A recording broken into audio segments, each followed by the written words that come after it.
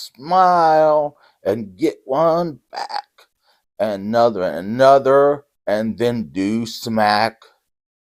Smile, and people will see that you are high as a tree. Well, that's how this movie begins. Playing that song and watching our main character Evan do 35 on an interstate in his car that I don't recognize. I think it's a Tesla. Apparently, James Nagian went to the Manos the Hands of Fate school directing of playing music while watching people drive. And this is Birdemic 3, the Sea Eagles. And then we see our main character Evan go to a pier where he sees a woman that not even the camera can see. And goes up and says hi to her, and she is testing the pH level in the ocean because the sea lions are getting cancer. He is a marine biologist, and he is also a scientist. He is a genealogist, or genealogist, or something to do with aging. And he invites her to lunch. And she reluctantly agrees, mainly just to shut him the fuck up. And then we see a 5-minute video telling us about global warming. And then they go to lunch. She wears a dress. Now, I don't know what James Nagian's thing about putting women in dresses are. I don't know a lot of women who wear dresses all the time. Most women I know tend to go out in jeans.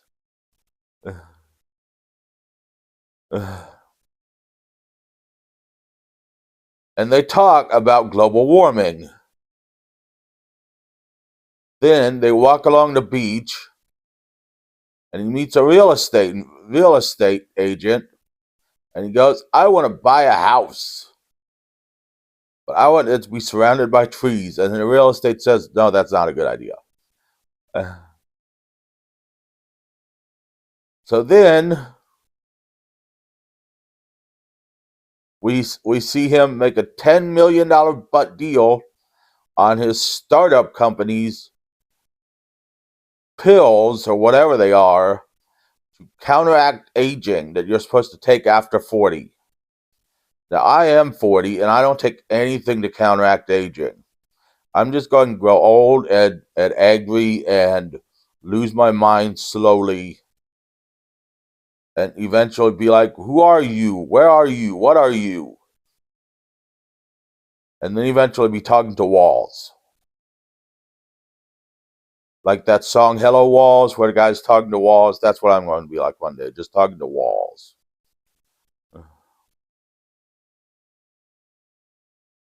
This movie also has a lot of Alfred Hitchcock references. So slowly, we learn even more about global warming. This movie beats you over the head with global warming. And we see more and more dates between our main characters of Evan and Kim, as they're slowly falling in love. This is pretty much a remake of Birdemic 1, if you can't tell, where we see them slowly fall in love. Don't worry, the birds will show up at some point. They go to a winery. They go to San Bernardino Batista, or whatever it is, where Vertigo was shot. They go out dancing, and we hear the Smile song again. We also hear a song about global warming, and then they have sex. And then the birds show up. Now, I don't know. Now, if you notice in these movies, it's always after sex that the birds show up.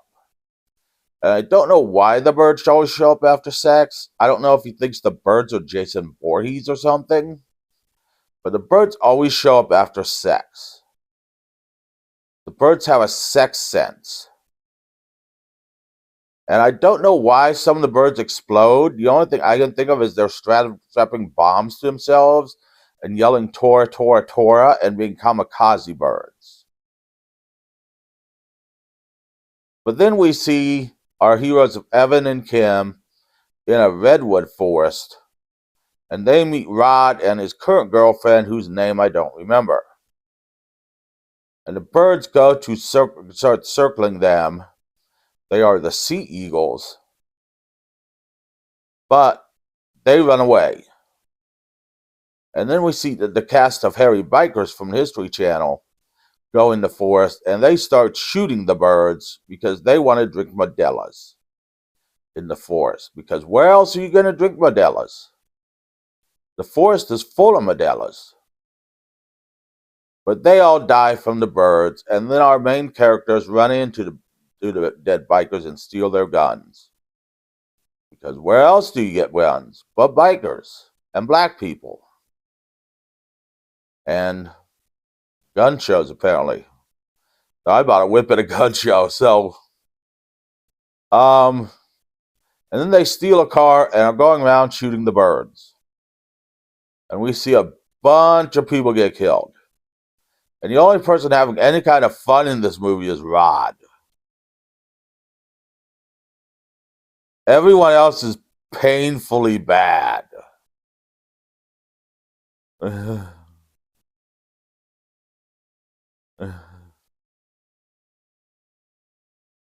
So they're going around shooting birds, and we're just watching people drop from the birds. But the people, instead of being like, they're like, just like falling and taking their time falling. It's like, I gotta die now, but I don't want to like risk hurting myself when I'm dying.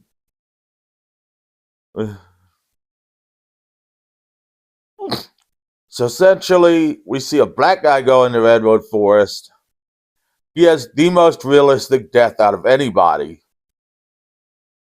And then Rod and Evan and Kim and Rod's new girlfriend go to this river, I guess. It's not the beach. It's like a river. It's a beach. It's a river leading into the beach. I don't know what it is. Drainage system? I'm not sure. And they are fighting the birds, but they run out of ammo. So Rod gets a clothes hanger, and Kim just gives up, like, oh my God, birds, just take me. And Rod's swinging a clothes hanger, doing karate kicks and all sorts of fun stuff. And then the birds just fly away. They're like, they gave us a second chance at life. And that's the end of the movie.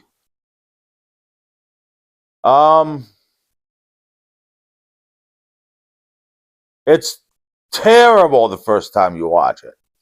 I mean, absolutely terrible. Second time I watched it, I enjoyed it. I'm sitting there cracking jokes, making fun of it. I mean, it was quite enjoyable the second time I watched it because I was expecting it to be absolutely terrible. And it was quite fun then. So I'm not sure how to rate this movie. Terrible the first time. Second time, if you go and expect it to be absolutely horrid, it's quite fun. So I don't know what to tell you. Now, next week we will look at the time Al Snow's head became a big deal, and we're looking at the movie The Convent. So see you then.